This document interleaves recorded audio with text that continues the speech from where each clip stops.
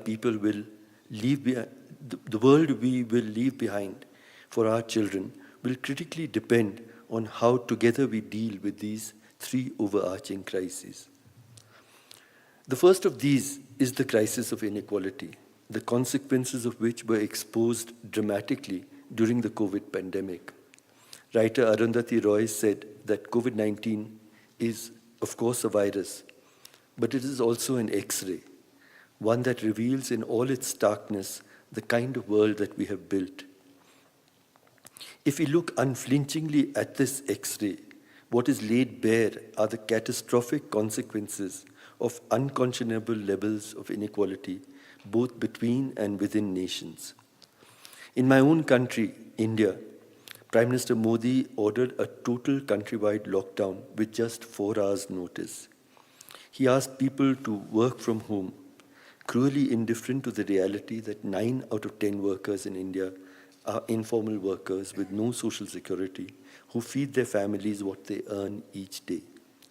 The government asked people staying home to keep social distance, ignoring that 60% of Indians live in one room or less. And in slums, sometimes 150 people share the same common toilet. Then how could one keep any kind of distance? People were asked to wash their hands regularly when the majority have no access to running water. The consequence of this was the calamitous outbreak of mass hunger, joblessness, and dislocation of a kind and scale that I have not witnessed all my life. The second is the crisis of our catastrophic failures to address the threats of climate change, and even less in ways that always keep equity at the core.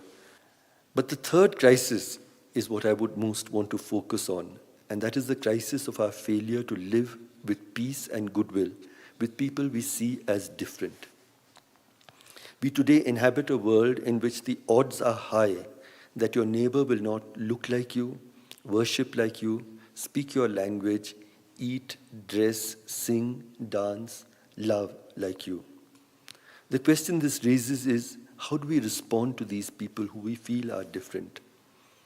Are we welcoming, curious, friendly, or are we fearful, resentful, full of hate? Few countries in the world today are immune from the rise of far-right leaders who foster fear and hate against people of different faiths, skin color, beliefs, ways of life. Growing sections of the electorate in countries spanning all continents are subscribing to this politics of fear and resentment against people who they see as different, outsiders, interlopers, people who do not deserve to belong.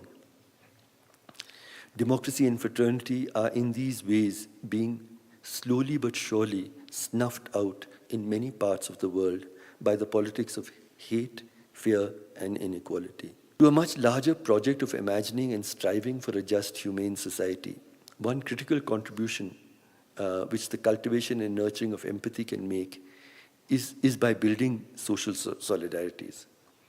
Battles for justice must be led and fought centrally by people who live with that injustice. And yet I think a society would be much poorer if it left sufferers to deal with their problems alone. In a society built around social solidarities, when women are battered, men join the fight for equality for women. Where violence decimates minorities, people from the majority speak out and fight for justice. White people also fight racism. Upper caste men and women protest and resist caste discrimination. Heterosexual men and women join battles against the criminalization of consensual same-sex relations and so on. The times that we live in, with frighteningly diminishing freedoms, widening inequalities, and surging hate, are a somber reminder that democracies are never given as gifts to people.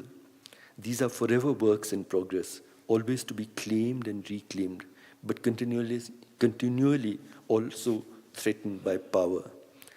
The crushing of democracy across the globe is not without challenge. Those who believe in a world of equity, justice, freedom, and kindness are everywhere heroically resisting, often at great personal cost, the erosion of democratic life. But we all need to come together much more strongly in struggle and resistance. And at the core of this resistance to our unjust world must be radical reimaginations of our collective futures. These new imaginations must address the central question of which the future of all people rests. Questions such as, how can all people be assured a life of safety and dignity, including assured quality schooling for every child, free healthcare for all, rights in the workplace, decent housing, pensions for older people, and the rights of decent work? How can public services better and more accountably deliver quality health, education, and social security to poor people? How can all young people be assured both jobs and hope? How can we save the planet in ways that are just to indigenous people, workers, women, and poor nations? How can we defend human rights and dignity in regions where oppressed people or social minorities are battling the state and big industry? How can pluralism and the ideas of equal citizenship to people of every faith, color, ethnicity, language, and gender be defended against majoritarian assaults? Living as we do in times when our leaders ensure that prejudice and inequality are produced and reproduced in our hearts, homes, and communities, I'm convinced that one central core of resistance must be of courageously and compassionately creating new imaginations for our collective futures, and that these new imaginations must center on the idea of fraternity. We routinely speak of three pillars of democracy: liberty, equality, and fraternity. We have frequently failed in the accomplishing of all of these, but I think that our understanding as well as our practice of fraternity is most feeble. Fraternity literally means brotherhood, but what about sisterhood? The Hindi word in India's constitution is much finer, bandhuta, literally the idea that we are bound to and with each other. I suffer your pain, your injustice, as though it is mine. There are many sibling ideas of fraternity. These include empathy, what I like to call egalitarian compassion, caring, and radical love. The idea of fraternity is also closely linked to that of social solidarity, which indeed is impossible to accomplish without public empathy. This is the daily lived realization that human beings who look different, wear different clothes, worship different gods, speak different languages, have different political persuasions, actually have exactly the same intrinsic human dignity and experience the same emotions, dreams, hopes, despair, pain, happiness, anger, love, triumphs, and defeats that we do, and therefore are entitled to lives with the same dignity, hope, and security that we do. Let me elaborate just two examples of new imaginations of our futures which are founded on fraternity. The first of these is of social caring, and based on this, universal social protection. Noam Chomsky remarked that the idea of social protection is basically the idea, and I find it very beautiful, the idea simply that we should take care of each other.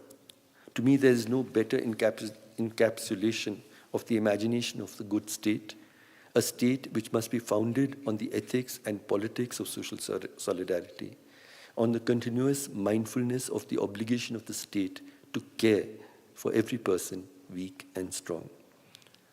But Chomsky goes on to say that we live in times when this idea of caring is considered a profoundly subversive idea. For many today, this idea of social protection, or the duty of social caring, is indeed a dangerous philosophy which must be crushed at all costs. Those opposed to this idea are either people who believe that markets by themselves are both necessary and sufficient to end poverty, hunger, and want, or those who restrict their ideas of solidarity to narrow notions of identity, whether of race, religion, ethnicity, community, caste, or any other. Often, even more dangerously, both these ideas converge, with market fundamentalism combining with hate politics targeting minorities. It is therefore the moral case for social protection that we must make, not just the economic. It is not in the nature of markets to care for people who are not considered useful in a direct utilitarian way, as producers or consumers. We are easily persuaded when the state tells us that it simply doesn't have the money to ensure that every child gets nutritious food and good schooling, or that old people do not have to sleep hungry, or that homeless people do not have to sleep out in the cold, or that children do not have to die simply because their parents can't afford health care. These are people for whom the markets can never work. We are being convinced that markets will get to them one day, and until then, they can do nothing better than wait and suffer patiently, without complaint and without resistance.